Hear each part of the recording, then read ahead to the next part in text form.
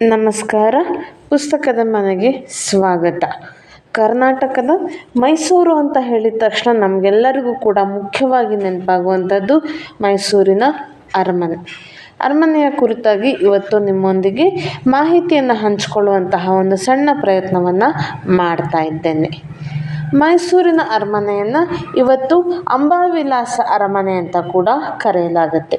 ಈಗ ಪ್ರಸ್ತುತ ಮೈಸೂರಿನಲ್ಲಿ ಇರುವಂತಹ ಒಂದು ಅರಮನೆಯ ಒಂದು ಕಾರ್ಯ ಅಂದರೆ ನಿರ್ಮಾಣದ ಕಾರ್ಯ ಆರಂಭ ಆಗಿದ್ದು 1897ನೇ ಇಸ್ವಿಯಲ್ಲಿ ಮತ್ತು ನಿರ್ಮಾಣದ ಕಾರ್ಯ ಮುಕ್ತಾಯ ಆಗಿದ್ದು 1912ನೇ ಇಸ್ವಿಯಲ್ಲಿ.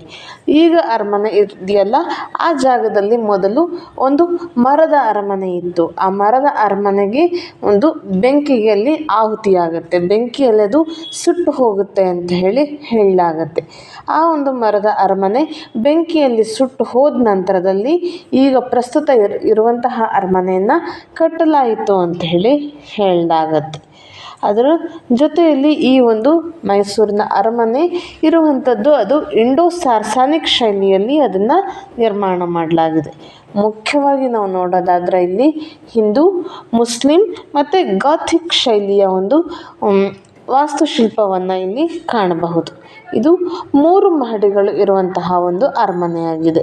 ಒಟ್ಟು ಇಲ್ಲಿ 145 ಅಡಿ ಎತ್ತರ ಇರುವಂತಹ 5 ಮಹಡಿಗಳುಳ್ಳ ಗೋಪುರವನ್ನು ಕೂಡ ನಾವು ಈ ಅರಮನೆಯಲ್ಲಿ ಇವತ್ತು ಕಾಣಬಹುದು.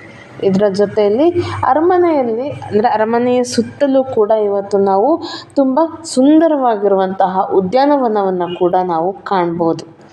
ಈ ಅರಮನೆಯ ಪ್ರಾಂಗಣದಲ್ಲಿ ಒಟ್ಟು 12 ದೇವಸ್ಥಾನಗಳನ್ನು ನಮಗೆ ಕಾಣಲಿಕ್ಕೆ ಸಿಗತ್ತೆ. ಈ 12 ದೇವಸ್ಥಾನಗಳಲ್ಲಿ ಮುಖ್ಯವಾಗಿರುವಂಥದ್ದು ಅಂತ ಹೇಳಿದರೆ ಸೋಮೇಶ್ವರನ ದೇವಸ್ಥಾನ, ಲಕ್ಷ್ಮೀರಮಣ ದೇವಸ್ಥಾನ, ಆಂಜನೇಯ ಸ್ವಾಮಿ ದೇವಸ್ಥಾನ, ಗಣೇಶ ದೇವಸ್ಥಾನ, ಶ್ವೇತವರಾಹ ಸ್ವಾಮಿ ದೇವಸ್ಥಾನ ಅಂತಲೇ ಹೇಳ್ಬೋದು. ಈ ಒಂದು ಮೈಸೂರಿನ ಅರಮನೆಯ ಮುಖ್ಯ ಆಕರ್ಷಣೆ ಏನು ಅಂತ ಹೇಳಿದರೆ ದರ್ಬಾರ್ ಹಾಲ್. ಅದರ ಜೊತೆಯಲ್ಲಿ 14ನೇ ಶತಮಾನದಲ್ಲಿ ಅವರು ಬಳಸ್ತಾ ಇದ್ದಂತಹ ಕೆಲವು ಆಯುಧಗಳನ್ನು ಕೂಡ ಇವತ್ತು ಇಲ್ಲಿ ಇಡಲಾಗಿದೆ. ಇದಷ್ಟು ಮೈಸೂರು ಅರಮನೆಯ ಕುರಿತಾಗಿ ಒಂದಷ್ಟು ಸಂಕ್ಷಿಪ್ತವಾದ ಮಾಹಿತಿ. ಮುಂದಿನ ವಿಡಿಯೋದಲ್ಲಿ ಇನ್ನೊಂದು ಮಾಹಿತಿಯೊಂದಿಗೆ ನಿಮ್ಮ ಮುಂದೆ ಬರ್ತೇನೆ. ಅಲ್ಲಿವರೆಗೆ ನಮ್ಮ ವಿಡಿಯೋಗಳನ್ನು ನೋಡ್ತಾ ಇರಿ. ನಮಸ್ಕಾರ.